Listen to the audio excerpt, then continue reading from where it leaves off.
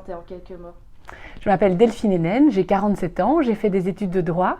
J'ai été avocate d'affaires pendant 10 ans dans un grand cabinet d'avocats international. Je faisais du droit des sociétés cotées, donc quelque chose de très abstrait. Peut-être que la dimension concrète de la vie m'a manqué au bout de 10 ans et j'ai voulu devenir entrepreneuse, mais je me suis rendu compte que faire de l'entrepreneuriat quand on a fait que du droit dans un grand cabinet d'avocats où on est choyé avec une structure administrative extraordinaire, c'est pas facile. Et donc j'ai travaillé d'abord pendant 2 ans dans un cabinet de consulting où j'ai fait de la stratégie auprès des entreprises, donc ça m'a quand même permis de me familiariser avec le monde des affaires. Et puis je suis allée travailler en private equity dans le domaine des énergies renouvelables. Et là c'était une entreprise beaucoup plus roots, beaucoup plus entrepreneuriale. Donc même si c'était pas moi la fondatrice, c'était quand même un peu en mode start-up. Et c'est pendant que je travaillais là, dans les énergies renouvelables, que mon fils est tombé malade. Et au moment de sa rechute, c'est à ce moment-là qu'a germé l'idée de fonder Click Cancer. Et ça a été très utile pour moi d'être à la fois juriste, à la fois entrepreneuse, même si c'était pas vraiment moi qui étais aux manettes, quand j'ai dû fonder la fondation Click Cancer, puisque en 2017, j'ai commencé Click Cancer et j'ai dû créer ma propre adresse email, mon site web. J'ai dû un petit peu apprendre à tout faire. Ok, super. Je vais poser des questions, vous allez devoir parfois répéter, mais on comprend. Pas de problème. Ça ne vous dérange pas. Et donc, quelle est votre histoire au final? Comment tout ça a commencé? Alors, mon histoire professionnelle, c'est celle d'une avocate qui a fait moult transitions pour finir dans la fondation Click Cancer.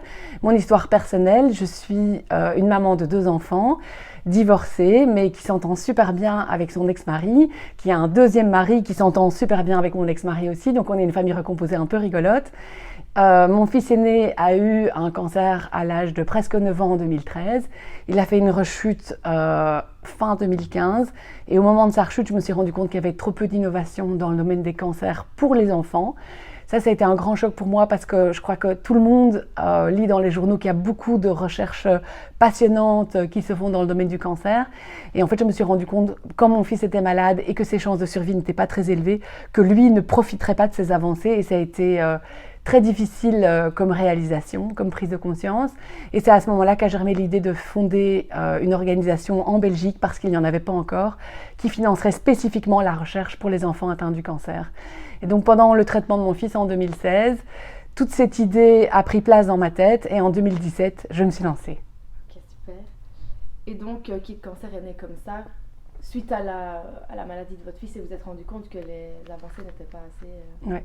La plupart des organisations dans le domaine des cancers pédiatriques sont fondées par des parents qui ont été touchés par la maladie de leur enfant. Et donc c'est comme ça, de façon pas du tout originale, que Click Cancer est né aussi. Je me suis rendu compte qu'il n'y avait pas d'organisation en Belgique qui s'occupait spécialement de la recherche pour les cancers pédiatriques. Et je me suis rendu compte qu'en fait, les cancers pédiatriques étaient très spécifiques et qu'il fallait vraiment une organisation qui s'en occupe spécifiquement.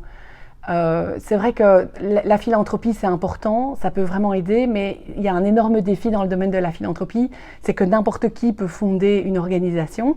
Et donc, il y a un vrai risque de dispersion des efforts, contrairement à quand un État gère un problème, c'est fait de façon beaucoup plus centralisée, ou en tout cas de façon beaucoup plus structurée. Et donc mon premier souci avant de fonder Click Cancer, c'est de m'assurer que je ne faisais pas un doublon avec quelque chose qui n'existait pas, ou qu'il n'existait pas quelque chose qu'on aurait pu améliorer en le renforçant dans le domaine des cancers pédiatriques. Mais les cancers pédiatriques sont très rares, heureusement d'ailleurs. En Belgique, il y a plus ou moins 500 enfants par an qui ont un cancer. C'est très peu, et c'est toujours une bonne nouvelle. Et ça veut dire qu'en fait, sur le plan de la recherche, il est très important de mener des projets qui soient européens. Malheureusement, dans le domaine de la philanthropie, la plupart des organisations financent des projets qui sont nationaux. C'est logique aussi, hein, les gens donnent dans leur pays, ils veulent que l'argent soit utilisé dans leur pays, je le comprends très bien. Mais malheureusement, cette logique, dans le cancer des enfants, elle est toxique parce qu'elle empêche le financement des projets de recherche innovants qui doivent nécessairement être trans-européens. Et c'est pour ça que Click Cancer a été fondé. On a, dès le début, annoncé la couleur. On va lever de l'argent en Belgique, mais on va financer des projets partout en Europe parce qu'on veut financer les meilleurs projets de recherche. Parce que si on a des bons projets de recherche, les enfants belges, au final, en profiteront. Vous me disiez que vous soutenez la recherche et les fonds, c'est suite à des dons que vous les avez, l'argent pour financer ces recherches-là? Alors, Click Cancer finance de la recherche, mais on fait aussi du lobbying et puis on mène encore des activités de ce qu'on appelle patient empowerment. Donc ça, je pourrais vous l'expliquer plus tard en détail. Et on finance ces 3 activités avec des dons qui viennent de particuliers, qui soit nous donnent spontanément, qui soit organisent des activités au profit de Kick Cancer. C'est mon anniversaire, j'ai plus envie d'avoir de cadeaux, je demande qu'on fasse un don à Kick Cancer à la place de me faire un cadeau. Et nous, on a des plateformes digitales, on a aussi des gens qui permettent de guider les gens, guider les personnes qui voudraient nous soutenir. On reçoit aussi des dons dans le cadre d'événements qu'on organise au profit de la Fondation Kick Cancer. Et vous avez des collaborations alors avec des entreprises ou autres ASBL? Alors oui, on reçoit des dons de particuliers. En fait, je voulais dire on reçoit des dons de particuliers, c'est parce que pour moi il y a une grande différence entre les organisations qui reçoivent des subsides publics, ce qui n'est pas du tout le cas de Kick Cancer. Donc nous, comme on fait du lobbying et que donc on essaye d'influencer la réglementation, on met un point d'honneur à ne pas recevoir d'argent des pouvoirs publics, spécialement pour ne pas avoir une relation de dépendance à leur égard et pouvoir être totalement indépendant par rapport à la façon dont ils mènent les politiques publiques et pouvoir être critique ou soutenant sans avoir l'air en fait sans avoir peur de perdre notre argent ou sans avoir l'air de soutenir des gens qui nous donnent de l'argent. On a la même politique par rapport à l'industrie pharmaceutique, comme on est dans le domaine de l'innovation et des nouveaux médicaments, on ne prend pas d'argent de l'industrie pharmaceutique ni d'entreprises qui financent la santé. Mais par contre, on reçoit de l'argent d'entreprises qui font des collaborations avec nous. Soit ils nous donnent de l'argent, et on leur donne de la visibilité, ça c'est du sponsoring. Soit parfois ils lancent des petites collaborations. On a des sauces tomates qui font des sauces Kick Cancer. On a des bijoux qui sont vendus au profit de Kick Cancer spécifiquement. Donc voilà, on a des collaborations avec des entreprises et puis on a beaucoup de particuliers qui nous soutiennent. C'est ça, donc vous faites autant du sponsoring que du partnership, comme on dit. Avec les entreprises, on fait autant du partnership que du sponsoring, oui. Et puis on a des entreprises qui sont purement désintéressées, qui nous font un don, qui demandent aucune visibilité. Mais ce qu'on voit, c'est que, en fait, ils font aucune visibilité vis-à-vis de l'extérieur, mais ils organisent des activités au sein de l'entreprise où ils demandent à leurs collaborateurs de choisir des projets qui leur tiennent à cœur. Et en fait, même si il n'y a pas de visibilité à l'extérieur du soutien de la part d'une entreprise, ça crée une vraie cohésion au sein de la force de travail où les gens sont vraiment heureux de savoir que leur entreprise s'engage auprès d'une bonne cause. Ok, parfait. Et vous impliquez des jeunes et leurs familles dans votre combat? Alors il y a des familles qui s'associent à vous? Alors au tout début, on ne le faisait pas beaucoup parce que comme on finance la recherche et que c'est quelque chose de très abstrait pour beaucoup de gens, c'était pas facile d'approcher les familles. Mais au fur et à mesure de notre travail et de notre compréhension de comment améliorer les traitements, on s'est rendu compte qu'en fait les patients eux-mêmes avaient un rôle très important à jouer. D'une part, parce qu'il y a des études scientifiques qui démontrent que quand un patient est impliqué dans son traitement, quand il comprend ce qui se passe, quand il pose des questions, en fait, non seulement il vit mieux son traitement psychologiquement, mais en plus il y adhère mieux, donc il respecte mieux les consignes données par le médecin. Et donc en fait, ça augmente les chances de survie. Et par ailleurs, la médecine, c'est pas une science exacte comme une équation qu'on doit résoudre.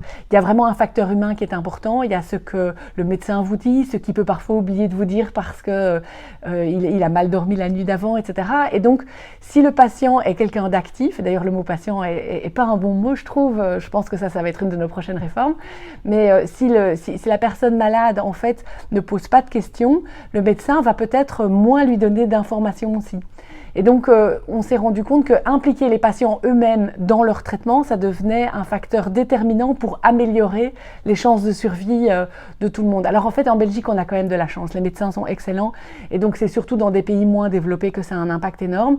Mais ceci dit, ça reste qu'il y a un impact psychique important pour les familles quand elles posent de meilleures questions. Et donc maintenant, on a des programmes au sein de Kick Cancer de patient empowerment où à la fois on donne des formations à des personnes qui ont fini leur traitement pour qu'elles puissent participer à des projets de recherche et donner le point de vue de patients aux chercheurs. Et ça, c'est très important aussi parce qu'en fait, les projets de recherche sont meilleurs quand ils correspondent à ce dont les patients ont besoin.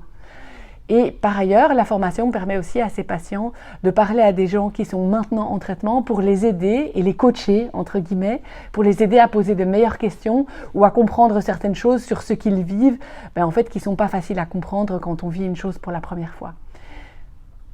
Et vous regrettez de ne pas avoir eu justement toutes ces ressources-là en 2013 et 2015 quand votre enfant a été touché de la maladie? Écoutez, là, on est en train de... Excusez-moi, je suis émue quand je le dis parce que justement, ça m'aurait vraiment plu de l'avoir.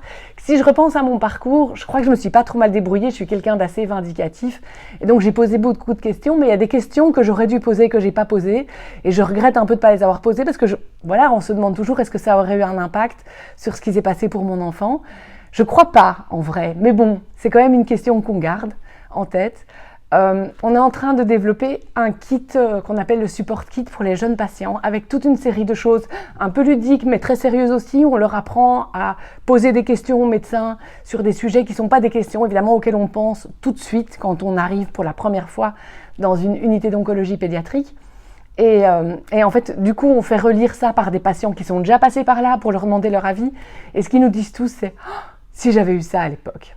Votre enfant, comment il l'a vécu, la chose quand il l'a appris et tout le cheminement? Est-ce qu'il est resté, vous avez été tous solidaires dans la famille ou il y a peut-être eu des...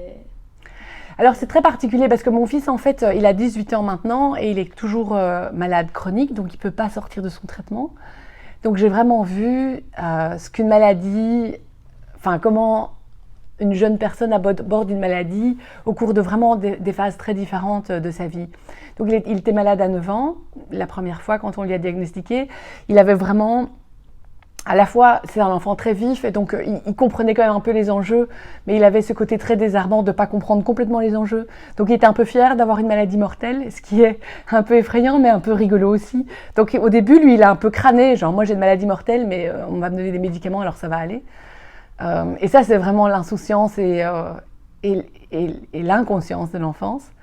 Et puis, quand il a fait sa rechute, il avait 11 ans et demi. C'est un âge où, en fait, psychiquement, on est vraiment en relation avec les concepts de vie, de mort. C'est quand on approche, mais en fait, de la puberté, quand on commence à se rendre compte qu'on peut donner la vie soi-même, physiologiquement, mais c'est aussi un moment où on comprend mieux la mort. C'était beaucoup plus difficile, c'était même très difficile pour lui, sa rechute, psychiquement. Il est passé par des phases vraiment compliquées. Ça n'a pas été facile pour nous de l'aider comme famille, mais je pense qu'on n'a pas fait un trop mauvais boulot, entre guillemets. En tout cas, j'ai eu de la chance, j'ai eu une famille très solidaire. Mes parents m'ont beaucoup aidée. Ils ont vraiment fait tout ce qu'ils pouvaient pour nous apporter du soutien logistique quand ils pouvaient vis-à-vis de nos autres enfants, etc. Et aussi, en même temps, il y a une chose qui est très difficile quand on vit une maladie grave au sein d'une famille, c'est que tout le monde a peur, tout le monde est triste et tout le monde a ces sentiments très difficiles à vivre, mais en même temps, comme tout le monde les a en même temps, et tout le monde les a bien sûr à des degrés différents, je pense que c'est entre guillemets plus difficile d'être le papa ou la maman d'un enfant gravement malade que le grand-parent, mais en fait j'en suis pas si convaincue, ou que l'oncle ou la tante, mais ça reste quand même beaucoup d'émotions dans une seule famille. Et je sais qu'il y a des familles où ça se passe pas bien à cause de ça, parce que quand on est vraiment sous stress et qu'on a des émotions complexes à gérer, c'est aussi un peu une situation explosive quand toutes ces émotions se rencontrent. Moi, j'ai vraiment eu de la chance, ma famille, on a vraiment réussi à partager les joies et quand même à un petit peu réussir à isoler nos angoisses pour pas trop les partager en fait, parce qu'on s'est tous rendu compte, moi ma maman elle est déjà assez stressée donc je vais pas la stresser plus, et mon père se disait ma fille c'est pas facile pour elle donc je vais pas lui parler de ce qui est difficile pour moi comme grand-père, et donc on a réussi à se préserver tout en passant de bons moments ensemble, mais il faut se faire aider, ça c'est clair. Et l'école et le travail, vous avez été soutenus ou justement ça a été plus compliqué de gérer ce côté-là? Alors, en fait, pour moi, comme mon fils a été malade plusieurs fois, il y a vraiment eu des phases différentes. Et puis maintenant que je fais Qui Cancer, je vois aussi comment ça se passe pour d'autres patients au travail. Je dois dire que, de nouveau, en Belgique, j'ai l'impression que les employeurs, c'est quand même... il y a une grande solidarité vis-à-vis des familles qui vivent ça. Je connais un papa dont les collaborateurs ont tous donné des jours de congé pour qu'il puisse être payé à 100% et être auprès de sa petite fille qui en plus est décédée. Il y a beaucoup d'initiatives géniales en fait qui se mettent en place et c'est très chouette à voir. Et puis ça c'est vraiment le plus important, c'est comme ça vraiment que les gens trouvent la force aussi d'affronter ce qui leur arrive, c'est quand ils sentent que les autres réagissent bien. Alors moi, la première fois que mon fils est tombé malade, Il y a d'abord eu une phase qui était très intense en termes d'opérations, etc. Et donc là, j'ai quasiment arrêté de travailler pendant 2 mois, mais mon employeur, moi j'étais indépendante, était très compréhensif. Et puis j'ai mis en place un système où je travaillais en 3/5 pendant la maladie de mon fils, mais c'était 3/5 très flexible, donc je travaillais un peu quand je voulais. Quand mon fils a fait sa rechute, je me suis mise en 4/5 et de nouveau c'était un système très flexible, mais voilà, moi je suis quelqu'un d'hyperactif, donc je pense que si j'avais arrêté de travailler, j'aurais rendu la planète entière dingue. Mais donc oui, j'ai réussi moi à arranger mon temps de travail comme ça me convenait. Beaucoup de personnes, voilà, c'est pas toujours aussi facile, mais généralement les employeurs sont compréhensifs, ils permettent à leurs collaborateurs de se mettre en temps partiel ou parfois ils se mettent même eux-mêmes en congé parental, etc. Je crois que tout le monde a un niveau d'énergie différent, tout le monde a une force psychique différente aussi, et donc il n'y a pas de règle générale par rapport à comment on aborde ça. Et grâce à Kick Cancer, vous pensez que vous avez réussi à changer la vie d'autres personnes, d'autres patients, Alors, il y a plein de niveaux évidemment. Grâce à Kick Cancer, on finance de la recherche. La recherche, c'est quand même quelque chose d'assez lent. Il faut d'abord, il y a tout le processus de sélection des recherches, et puis il y a la mise en place du projet de recherche, et puis la recherche doit avoir lieu en elle-même, etc. Donc même si on existe maintenant depuis bientôt 6 ans, il n'y a que quelques-uns de nos projets de recherche qui sont clôturés et qui ont eu un résultat. Et donc c'est clair que grâce à des projets de recherche qu'on a financés, il y a par exemple des tumeurs cérébrales qu'on comprend mieux et pour lesquelles on est en train d'essayer de trouver des meilleurs médicaments. Alors aujourd'hui, ça n'a pas encore un impact, mais il y a des essais cliniques qui vont ouvrir grâce à ces projets de recherche qu'on a financés. Dans un autre domaine des sarcomes, on a contribué à réévaluer les groupes de risque des patients. Et le groupe de risque dans lequel on va classifier votre cancer, ça a un impact sur l'intensité des traitements que vous allez recevoir. Et donc grâce au projet de recherche qu'on a financé, il y a des patients qui vont recevoir des traitements plus forts parce qu'on a défini ou trouvé qu'ils faisaient partie d'un groupe de risque en fait plus important que ce qu'on pensait avant. Et donc on leur donne des traitements plus forts et on espère que ça va les aider à guérir mieux. Et puis pour d'autres patients, on a découvert qu'on les avait mis dans des groupes de risque trop élevés et on les a déclassés. Et donc maintenant ils vont recevoir des traitements moins forts, moins toxiques et on espère qu'ils vont avoir des effets secondaires moins élevés. Alors pendant le traitement on le voit déjà que c'est moins toxique, mais à long terme on espère aussi qu'ils seront moins impactés par les traitements qu'ils auront reçus. Donc ça c'est le genre d'impact qu'on voit, mais évidemment pour la recherche ça prend pas mal de temps. Dans ce qu'on fait, il y a des impacts par contre, même si je vous ai dit déjà un petit peu plus tôt que la recherche devait se faire à un niveau européen pour les cancers pédiatriques. Il n'existait pas de processus de sélection européen de recherche. Kick Cancer, avec d'autres organisations d'Europe, on a mis en place un appel à projet commun. Et grâce à ça, on met nos fonds ensemble entre plusieurs organisations et on finance des projets dans toute l'Europe. Et ça a un impact très clair puisque cette année, c'est le 4e appel qu'on a ouvert. La première année, on a financé ensemble 3 millions. La deuxième année, 3,5 millions. La troisième année, on est arrivé à presque 6 millions d'euros, tous ensemble. Donc on voit que les montants augmentent. On voit que les laboratoires de recherche en oncologie pédiatrique se rendent compte qu'il y a plus en plus de fonds qui sont disponibles. Et donc on reçoit de plus en plus de candidatures. Donc on voit que même si les projets de recherche eux-mêmes n'ont pas encore livrer leurs résultats, ce qu'on voit, c'est que les initiatives qu'on met en place ont un impact sur la vigueur et la créativité des chercheurs en Europe. Donc ça, c'est un impact important. Puis dans ce qu'on fait dans le lobbying, eh bien, on a plusieurs thèmes sur lesquels on fait du lobby. On a un premier thème qui est la réglementation qui a un impact sur la recherche. Et donc là, on a contribué en 2016 et 2017 à une évaluation de plusieurs réglementations européennes assez importantes. On a vraiment réussi à convaincre l'Union européenne qu'il fallait mettre ces réglementations en révision. Et la révision maintenant va être ouverte dans le 2e trimestre de 2023. Donc là, on est prêt et on est en ligne de bataille pour s'assurer que les révisions qui vont être mises en place soient celles dont on a besoin pour qu'il y ait plus de médicaments au profit développés pour les jeunes enfants qui ont des maladies rares. Donc ce n'est pas que pour les cancers pédiatriques ce qu'on fait parce qu'évidemment, ce qu'on fait, enfin, je veux dire, les obstacles à la recherche sont les mêmes dans toutes les maladies pédiatriques rares. Et donc là, on voit que grâce au travail qu'on a fait depuis 2017, eh bien, ces réglementations maintenant vont être revues. En Belgique, on a des projets de lobby sur le thème du remboursement des médicaments. Et là, maintenant, on entre en phase de négociation avec l'INAMI pour trouver une solution structurelle pour des médicaments qui ne sont pas remboursés en oncologie pédiatrique pour des raisons réglementaires qui sont toujours très complexes, mais qui font qu'en fait, les enfants tombent un petit peu dans un trou de la réglementation. Et donc, on a développé on est en train de développer avec l'INAMI et avec le ministère de la Santé une espèce de paradigme de réflexion pour faire en sorte que ces médicaments, même s'ils tombent dans un trou de la réglementation, on ait un chemin alternatif pour qu'ils soient remboursés quand ils sont prescrits par des médecins qui sont des oncologues pédiatres dans des centres reconnus et agréés d'oncologie pédiatrique. Donc ça aussi, c'est assez concret, ça aura un impact sur la vie des médecins et sur la vie des patients qui devront plus payer parfois pour leur traitement. À titre anecdotique, même si l'information pour moi, quand elle est tombée, n'était pas du tout anecdotique, quand mon fils a fait sa rechute, il y a certains médicaments qui n'étaient pas remboursés, ça nous a coûté 25 000 €. C'est quand même des gros montants qu'il faut débourser pour que votre enfant survive, en fait, c'est vraiment pas juste. Et donc ça, c'est quand même déjà assez concret. Et puis voilà, maintenant, nos projets de ce qu'on appelle de patient empowerment, il n'y a vraiment pas un bon mot en français, il faut qu'on l'invente.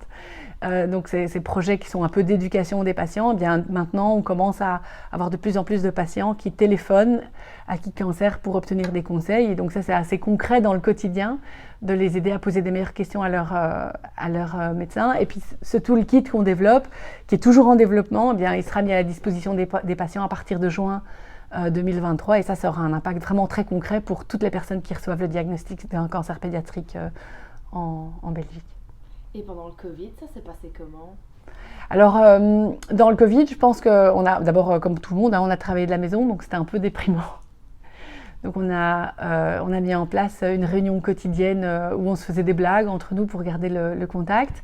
Et puis, on a vraiment eu cette sensation, comme beaucoup de gens, de travailler 10 fois plus pour stagner. Mais Qui Cancer existait depuis 3 ans, quand le Covid a éclaté, et on a réussi à continuer à ne pas décroître, entre guillemets. Donc on a réussi à lever autant d'argent pendant l'année 2020 qu'en 2019. Et donc on a réussi à garder la même intensité dans notre implication au profit des cancers pédiatriques. Évidemment, tous les gens qui organisaient des fêtes pour nous, mais n'ont plus organisé de fêtes. Et donc on a organisé des événements connectés. Donc on a organisé une course qui est notre course habituelle, mais au lieu d'avoir un grand rendez-vous avec tout le monde dans un parc, on a fait une cérémonie connectée. Et nous, on a une marraine géniale qui s'appelle Angèle. Peut-être que vous la connaissez. Vous la connaissez pas, non ? Ah, si. Et donc, on a une marraine géniale qui s'appelle Angèle. Et elle organisait un concert connecté au profit de Qui Cancer. Et donc, quand on a fait notre course, les gens sont allés courir chacun dans leur coin dans les bois. Ils nous ont envoyé des petits films, ils nous ont envoyé des photos. Et puis nous, on a fait notre cérémonie, on a remis les prix comme d'habitude. Et la cérémonie s'est clôturée par un très beau concert d'Angèle. Et ça nous a permis de réunir quand même les gens autour de leur écran pour changer pendant la période du Covid. Mais ça nous a permis quand même d'avoir un beau moment de communion avec les familles. Mais il n'y a pas eu une course justement en septembre dernier ? Si. Si, c'est ça. Enfin, Donc, tous les ans, on organise notre course. Et donc en 2020, elle a été connectée, mais en 2022, elle a eu lieu en vrai. Et en 2022, on a réussi à passer le cap du million d'euros levés pendant la course. Donc c'était quand même assez extraordinaire. Et donc oui, cette course a continué à exister malgré le Covid. En 2021, c'était très difficile parce que les gens avaient quand même peur de se réunir. Mais on a quand même réussi à avancer dans notre course et à continuer à faire vivre cet événement. Et donc pendant le Covid, on a surtout eu des personnes qui nous ont soutenus à titre individuel. Et notre course connectée, en fait, on a eu beaucoup moins de coureurs, mais les gens ont été beaucoup plus généreux. Donc on a vraiment vu que les gens ont trouvé que c'était important de continuer à se mobiliser malgré la pandémie. Et vous parlez de parrains et marraines, vous avez beaucoup de parrains et marraines comme ça, connus ou pas d'ailleurs ? Alors une vraie marraine, on n'en a qu'une, c'est Angèle. On a aussi un parrain qui est beaucoup plus néerlandophone qui s'appelle Niels de Stadsbader, qui est un chanteur en Flandre, qui est une star mondiale en Flandre. C'est très rigolo parce qu'en dehors de Flandre, il n'est pas extrêmement connu, mais en Flandre, les gens sont surexcités par lui. Il est super sympa d'ailleurs. Et donc, à part ça, non, on n'a pas vraiment d'autres parrains marraines, mais on a des gens qui nous soutiennent et qui viennent à nos événements. Cette année, on a eu les frères Borlé, on a eu Olivia Borlé et Elodie Ouéa-Drogo. Donc, on a eu des personnes connues qui sont venues, mais qui ne sont pas vraiment nos parrains marraines, mais qui sont des gens qui nous soutiennent et qui lancent des actions pour nous. Et n'importe qui pourrait parrainer un enfant, par exemple? Alors, quand on organise notre course, en effet, les gens s'inscrivent et ils créent ce qu'on appelle une page de levée de fonds qu'ils peuvent partager avec leurs amis et leur famille. Et en fait, tout le monde peut donner, oui. Donc, l'objectif, c'est qu'en effet, les coureurs qui s'inscrivent partagent leur inscription avec tout leur entourage et que leur entourage les soutienne. Donc, oui, tout le monde peut soutenir les enfants. Et sur votre site internet, j'ai vu le petit schéma comme ça, informer, engager, patient, expert, vous saurez un peu l'expliquer? Oui, donc en fait, on a créé un comité de patients au sein de la Fondation Qui Cancer. Comme on fait du lobbying, pour nous, c'était vraiment important de représenter vraiment la voix de beaucoup de patients, du plus de patients possible. Et donc, on avait envie de les impliquer dans la Fondation, d'où l'existence de ce comité. Et en même temps, on est assez réaliste, tout le monde n'a pas envie de s'impliquer au même niveau. Et donc, on a créé plusieurs niveaux d'implication. On a des patients qui ont juste envie d'être informés et donc on a une newsletter spécifique pour eux avec des informations dédiées pour les patients. Ils ne sont pas obligés de s'engager plus que ça, ils reçoivent juste des informations spécifiques à ce que c'est le fait d'être une personne qui a le cancer ou qui a eu le cancer pendant son enfance ou sa jeunesse. Et puis donc ça c'est le niveau purement informé. Et puis les patients engagés, ça ce sont des patients qui acceptent de participer à une réflexion avec nous. Donc on peut soit leur demander de répondre à des sondages, soit de participer à des interviews ou des tables rondes de discussion au sujet de certains thèmes qui sont pertinents en oncologie pédiatrique par exemple. Est-ce que pour vous c'est plus important d'avoir le meilleur médecin ou d'avoir un médecin près de chez vous? Enfin, essayez de comprendre en fait c'est quoi le trade-off dans la vie, enfin, ce qui est le plus important pour un patient quand il doit guérir. Et puis on a un dernier niveau qui est le niveau expert, et ça ce sont des patients qui s'investissent très fort, ils acceptent de suivre une formation, c'est quand même une formation qui dure 5 mois, et il y a 2 heures de cours par semaine le soir, donc c'est intense. Et puis après avoir suivi la formation, ils acceptent de travailler bénévolement dans des projets